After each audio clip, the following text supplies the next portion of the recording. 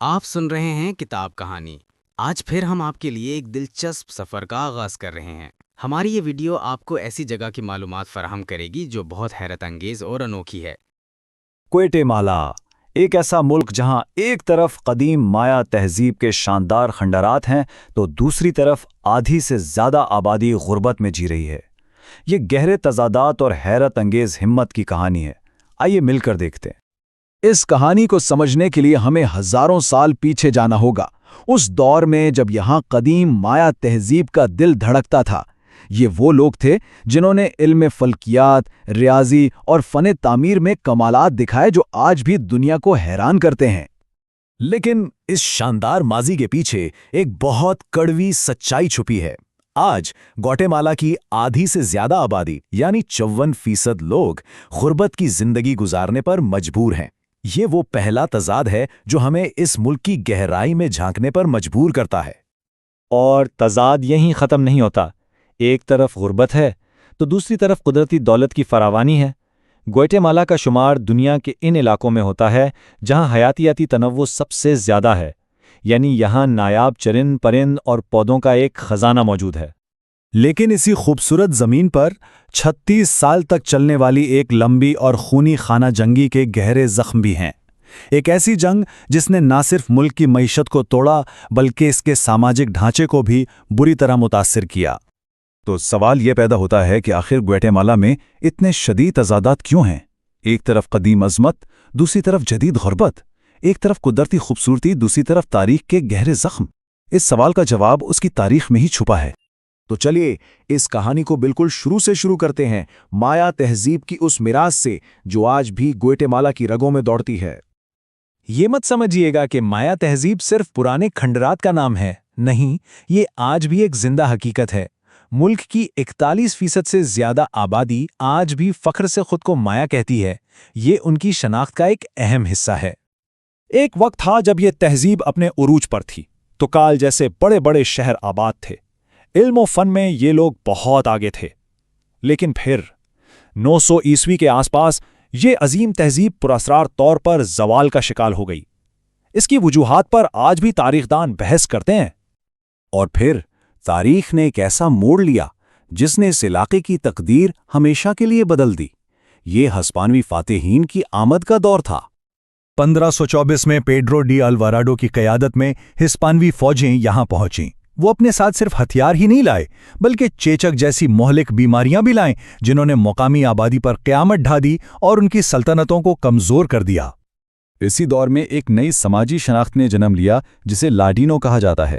یہ وہ لوگ تھے جن کا ورثہ یورپیے اور مقامی نسلوں سے مل کر بنا تھا۔ آج یہ گروہ گواٹے مالا کی اکثریت ہے اور ملک کی سیاست اور معاشرت میں بہت اہم کردار ادا کرتا ہے۔ تو اس نو آبادیاتی دور نے پیچھے کیا چھوڑا؟ اس نے غیر مساوی تقسیم کی بنیادیں ڈالی۔ زمینیں چند ہاتھوں میں سمٹ گئیں، مقامی آبادی غربت کا شکار ہو گئی اور معاشرے میں ایک ایسی اونچ نیچ پیدا ہوئی جس کے اثرات آج تک محسوس کیے جاتے ہیں۔ اب ہم آتے ہیں 20ویں صدی میں، ایک ایسی صدی جو گواٹے مالا کے لیے مزید تنازعات اور تکالیف لے کر آئی، جس نے پرانے زخموں کو اور بھی گہرا کر دیا۔ یہ صدی بہت تیزی سے بدلی۔ 1944 میں ایک جمہوری انقلاب نے امید جگائی، لیکن صرف 10 سال بعد 1954 میں ایک فوجی بغاوت نے اس امید کو کچل دیا، اور اسی بغاوت نے 1960 میں ایک ایسی خانہ جنگی شروع کی جو 36 سال تک چلی اور آخرکار 1996 میں ختم ہوئی۔ تو 1956 کی بغاوت ہوئی کیوں؟ دراصل اس وقت سرد جنگ اپنے عروج پر تھی۔ گواٹے مالا کی جمہوری حکومت نے کچھ زرعی اصلاحات کی جنہیں امریکہ نے کمیونزم کا خطرہ سمجھا، اور CIA کی مدد سے اس جمہوری حکومت کا تختہ الٹ دیا گیا، جس سے ملک میں عدم استحکام کا ایک طویل دور شروع ہوا۔ اس بغاوت اور اس کے بعد شروع ہونے والی جنگ کی قیمت بہت بھاری تھی۔ تقریباً 2 لاکھ لوگ، 2 لاکھ جانیں یا تو مار دی گئیں یا لاپتہ ہو گئیں۔ ہر ایک جان کے پیچھے ایک پوری کہانی ہے جو کبھی سنائی نہ جا سکی۔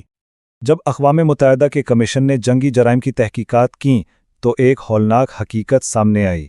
93% انسانی حقوق کی خلاف ورزیوں کی ذمہ دار ریاسی فوج اور اس کے حمایتی گروہ تھے، اور ان کے ظلم کا سب سے بڑا نشانہ مایا کمیونٹی بنی جن کے خلاف نسل کشی جیسے جرائم کیے گئے۔ جنگ تو ختم ہو گئی، لیکن کیا مسائل بھی ختم ہو گئے؟ آئیے اب موجودہ دور پر نظر ڈالتے ہیں، जहां ग्वाटेमाला अपने जख्मों से लड़ भी रहा है और एक बेहतर मुस्तकबिल की उम्मीद भी कर रहा है। अमन मुआहिदों ने बंदूकें तो खामोश करवा दी, लेकिन मुल्क को असल अमन ना मिल सका। सियासी अदम इस्तेहकाम और बदअज़वानी एक नासूर की तरह निज़ाम में फैल गई और मुल्क की तरक्की की राह में सबसे बड़ी रुकावट बन गई।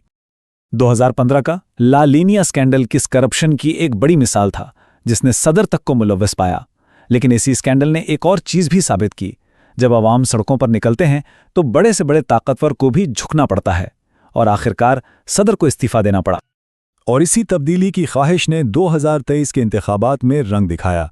अवाम ने करप्शन के खिलाफ लड़ने वाले उम्मीदवार बर्नार्डो आरिवालो को भारी अक्सरियत से जितवा दिया। ये इस बात का सबूत है कि लोग अब एक नया बाब शुरू करने के लिए तैयार हैं।